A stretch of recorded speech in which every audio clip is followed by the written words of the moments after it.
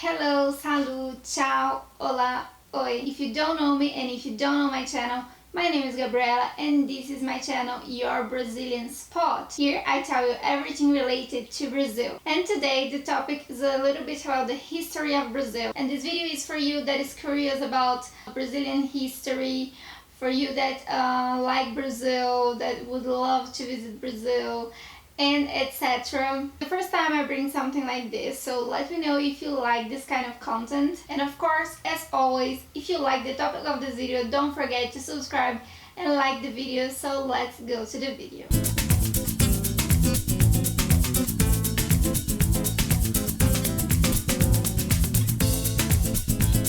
So in this video I'm going to tell you a little bit about what is favela, the definition, the concept, the origin of the word, and the reason that favelas were created in Brazil. So favela is a set of 51 houses or more that occupies private or public lands in a not organized way, let's say. So basically people go and build places in irregular situation, and it's a place with lack of access to essential service.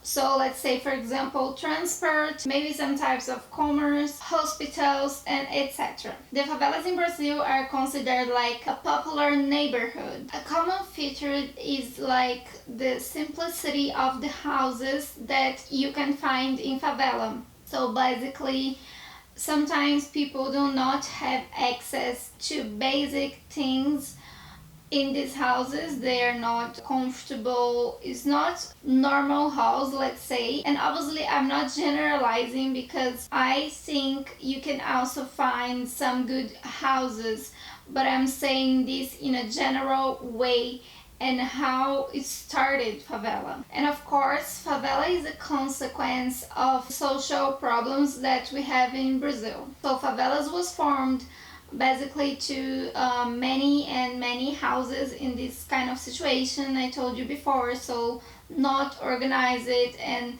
not made in a normal way, let's say, in irregular locations. So for example, what we call morros, so it can be like very dangerous to build a house there, and many people have a lot of problems because of this.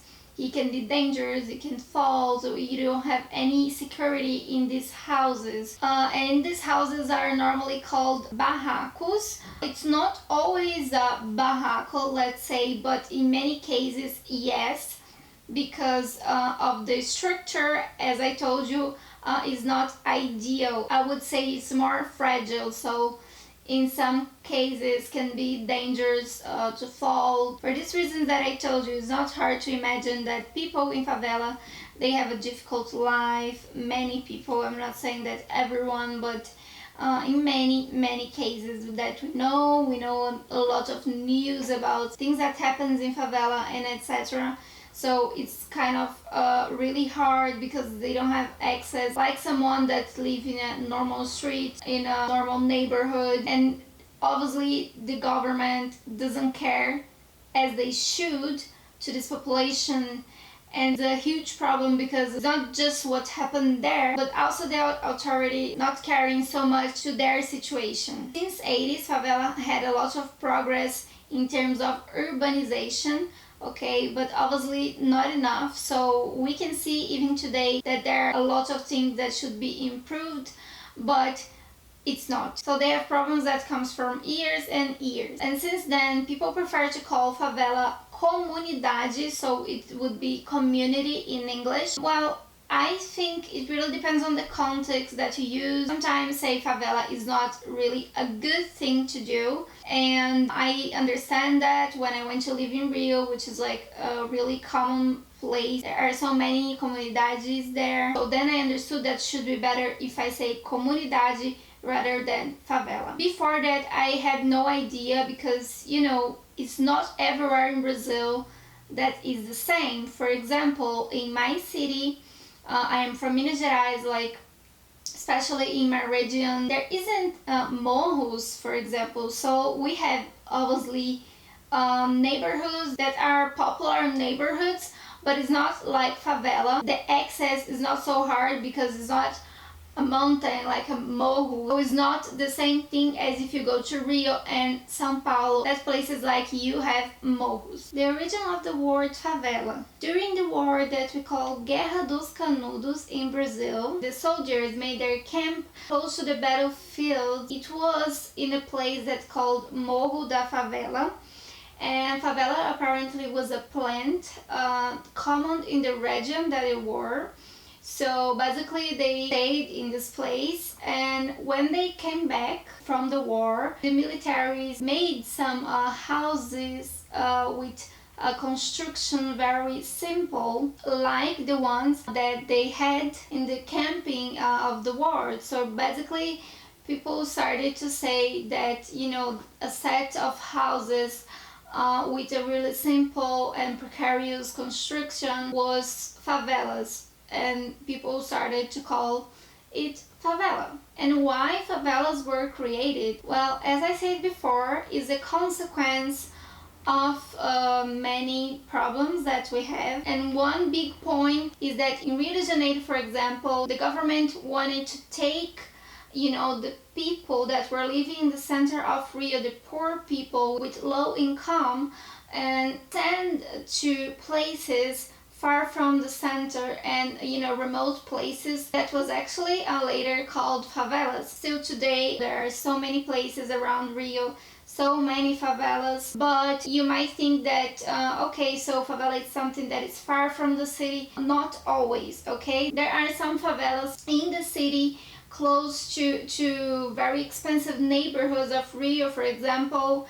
And it's like very common thing, you know, especially in Rio. In São Paulo not so much, but they had this intention to separate poor people from rich people, and they did what they could. I think somehow this is my personal thinking, okay, somehow they took these people the chance of having a different life just because they wanted to separate things. And I think I could say, you know, I lived in Rio for 5 years. It's still something that happens somehow, you know. For example, I see this in the transport, you know, the transport from like neighborhoods, like popular neighborhoods, to the beach, to good areas of Rio are just getting worse. So I think this is still something present in our society. This obviously is just one of the reasons, okay? And the first favelas were created in the end of the century 19 and the beginning of the century 20. The favelas in Brazil, well, we have a lot. The biggest one is Rocinha in Rio de Janeiro, and it's very popular. In fact, it's a tourist place because so many tourists want to go to Rio and once you go to favela to know how is it, to understand favela and everything. You know, when I knew that, you know, that was something like a touristic thing in favelas, I was like, oh, I was shocked. I was like, oh my god, how could people be so interested about it? But today I kind of understand, you know, I do tourism in some other countries and I want to see the reality of the country, not just, you know, go to the good things and forget about the reality of cities. So, for example, go to favela, it's, you know, see a little bit of the reality of Rio de Janeiro. It's not just the beach, it's not just samba in Lapa, it's not just this, you know, there are so many other things. You know, I didn't go to Rocinha, but I went to maybe 4 or 5 favelas, so I kind of had this opportunity. I think it was very interesting to see this whole new world, because for me it was another world, especially because I am from a smaller city than Rio and São Paulo, and here we have like these popular neighborhoods, but I've never been, to be honest. And in Rio I could see. I understand now why tourists want to see. And the good part of this is that everything of money that they raise with the tourism in favelas, they use it to help the population in favela. So favela like Rocinha, there are more than 70,000 inhabitants, so it's like bigger than many cities. And I feel like glad to know that they use this, you know, to their kids, to their project with kids, to help people inside of the community. There's something really common, is like the stereotypes that people create around the population of favela or of the place as well, and it's very complicated because I think it's very hard to think about a place and generalize the situation. Okay, if there's something bad, so trafficking of drugs and things like that, that obviously is not a good thing, and it's something that affects the population of these places and etc. Okay, there are these bad things in this place, and so this place is bad. This is not how it works. So you cannot say that a person from there is a bad person because some bad things happen there.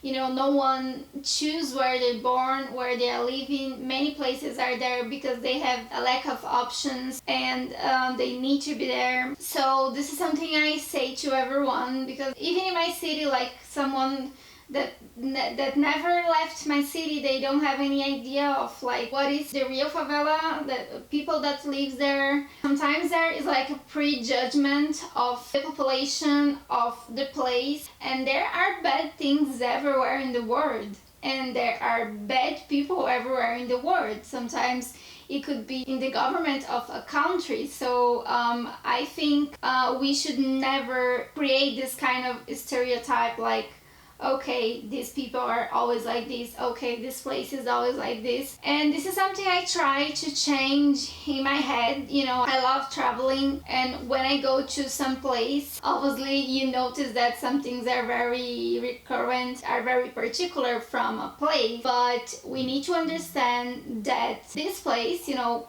Comunidade, favela, is a place that there are a big history. It comes from years and years and years. And in most part of the situations would be people that are excluded from the society. So it's really complicated how we treat this. The biggest part of the population are good people, are hard workers. They are there, they're doing their best. Sometimes, as I said before, they don't have access to many things, but they still do everything. They're real people doing real stories, and it would be really unfair to judge people wrong, to judge a place wrong. I would say always try to learn about the history of a place.